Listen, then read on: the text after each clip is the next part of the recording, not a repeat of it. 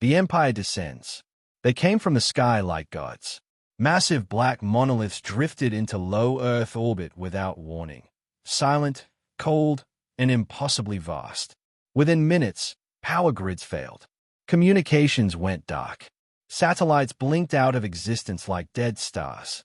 Sergeant Lena Torres stood on the rooftop of an abandoned hospital in Houston, staring at the lead vessel as it cast a shadow miles wide. It hadn't fired yet. It didn't have to. The threat was implicit, absolute dominance in every silent movement. Then the voice came. It wasn't spoken aloud. It bypassed devices entirely, echoing directly in the mind, delivered in perfect, accentless English. This planet is now a protectorate of the Ziraxi Dominion. Your species will surrender and be integrated. Resistance will not be tolerated. 10 seconds later, Earth's delegation, rushed and hastily assembled, broadcast a response from Geneva. Pleas for diplomacy. Offers to negotiate. Hopeful nonsense. Lena watched the footage from her wrist screen. The moment the envoy said, "We seek peaceful cooperation," they were atomized in a flash of violet light. That was the moment the world changed. 2 hours later, fire rolled through Houston. The Ziraxi didn't send infantry first. They deployed machines, tall, many-legged war walkers that moved like spiders and hummed like tuning forks. Drones followed behind, scanning and incinerating any life form that moved. There were no demands, no searches, only elimination. Lena's unit, a joint rapid response force, had barely set up a defense perimeter before their position was overrun. Her lieutenant was the first to go, bisected by a beam that turned bone to ash. The rest scattered into smoke and screaming metal.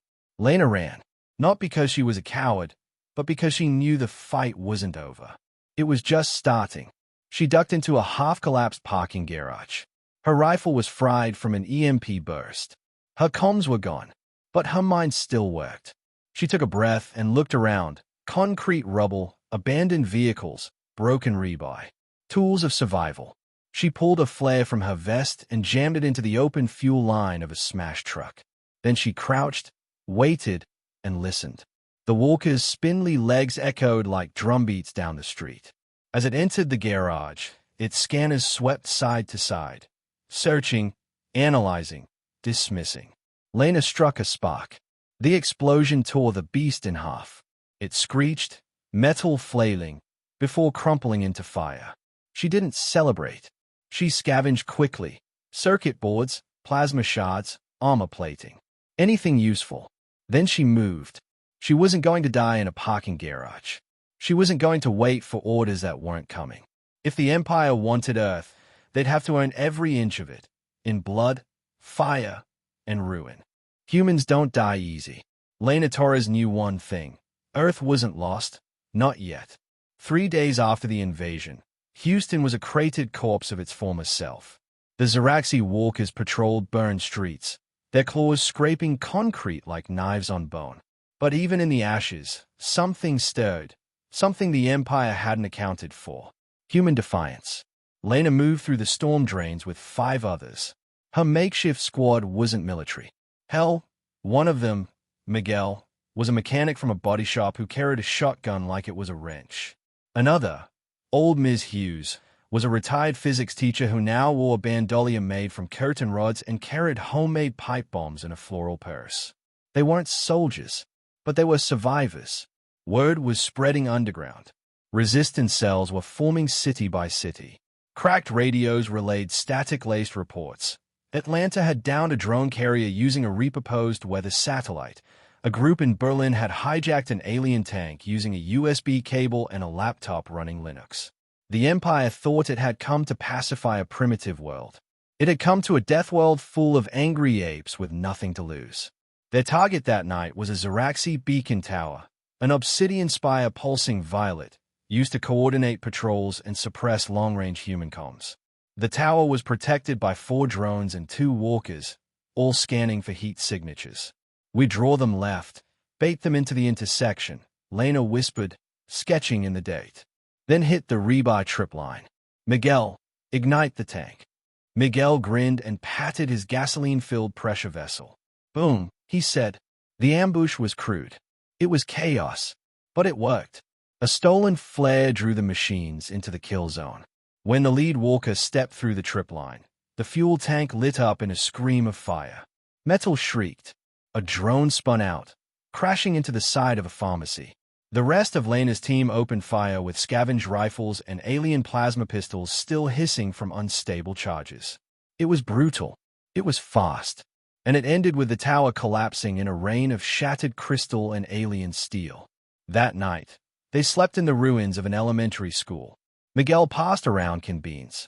Ms. Hughes taught the others how to strip plasma cells without getting vaporized. "We're not winning," one of the younger fighters muttered. Lena looked at the burned skyline, then back at the group. "No," she said. "Not yet. But we're not dead. And they are bleeding now." In the distance, the wreckage of the tower sparked and smoked. The signal had been broken. Hope, faint and flickering, was rising through the static. They wanted a colony. They got a battlefield. The Ziraxi Empire's war doctrine called for rapid domination. Occupy, suppress, assimilate. In most campaigns, they never needed more than 3 days. It was now day 9 on Earth, and they were losing ground. Sergeant Lena Torres crouched inside a half-demolished skyscraper, peering through a cracked scope salvaged from an alien rifle. Across the street, a patrol of Ziraxi drones drifted between abandoned cars, scanning. Behind them lumbered a bipedal walker with a glowing command module embedded in its back. She tapped her earpiece. "Target confirmed. Control units in the spine. Harris, you ready?" "Locked in," came the reply. "Just say the word." Lena glanced at the watch strapped to her arm. It was cracked. It still worked. "Now!" The air shattered with the pop of a rail spike slamming into alien armor.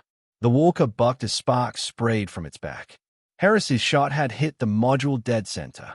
Lena's team swarmed. They moved like wolves, fast, brutal, and absolutely unorthodox. Miguel set off an EMP grenade that scrambled drone optics. A team named Sarah hacked one of the drone wrecks and turned it on its own kind. Plasma bolts lit up the street like blue lightning. In under 3 minutes, the Ziraxi patrol was scrap. The victory wasn't strategic, it was symbolic.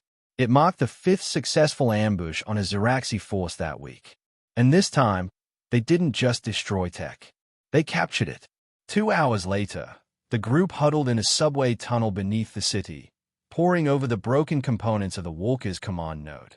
Sarah's fingers flew across a salvaged human laptop wired into the Ziraxi hardware. "They're using quantum mesh relays. Way beyond us," she muttered. "But if I loop a signal through their feedback net, I might be able to piggyback it." "English," Miguel grunted.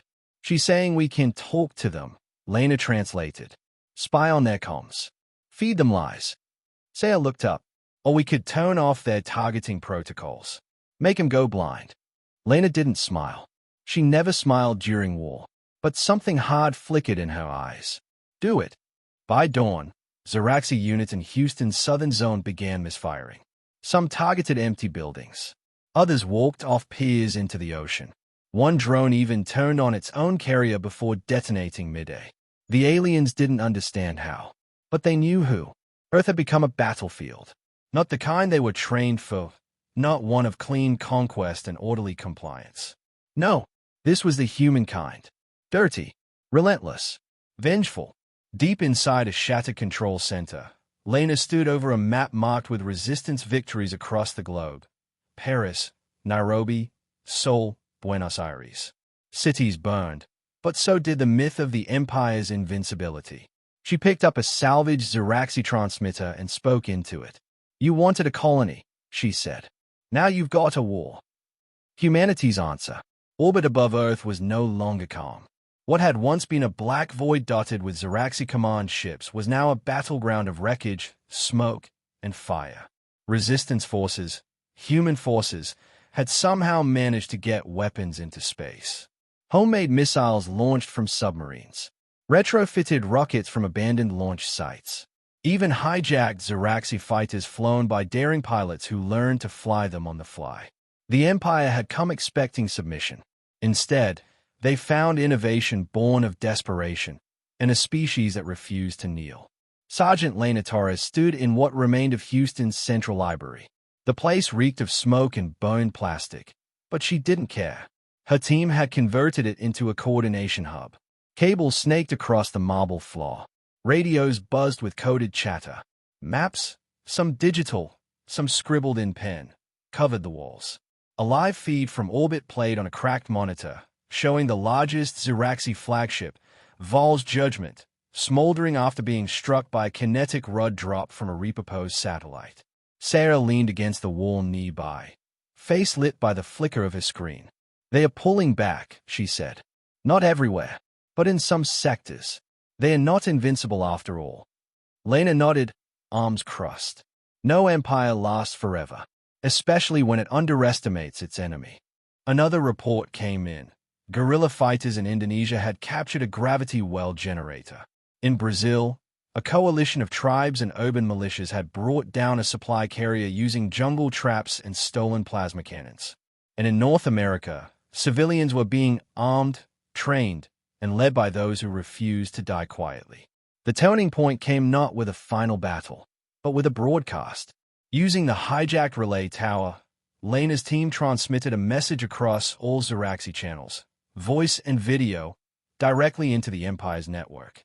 She stood before the camera in scavenged armor, burn marks across her cheek, a Ziraxi plasma rifle slung over one shoulder. "This is Earth," she said. "We are not your slaves. We are not your subjects. We are not done." The broadcast cut across Ziraxi feeds like a virus, showing wrecked cities still standing, burned forests regrowing, and humans rebuilding in the middle of chaos. "You thought we would break. You were wrong. This is your last chance to leave. If you stay, we will hunt you. And if you flee, we will remember you." In the days that followed, Empire forces began withdrawing from key regions, not because of peace treaties or surrender terms, but because occupying Earth had become too costly. Too many losses, too much resistance, too much fear. They came for a quiet conquest. They left with scars, smoke trailing from the sky. Lena stood outside the ruined library as the first rain in weeks began to fall. Not acid, not ash, just rain. Clean, real. "We're not done," she whispered. "But we're still here." Beside her, Miguel grunted. "Damn right. Let him come back. We'll be ready." Above them, the skies slowly cleared. Earth had not been conquered. It had awakened.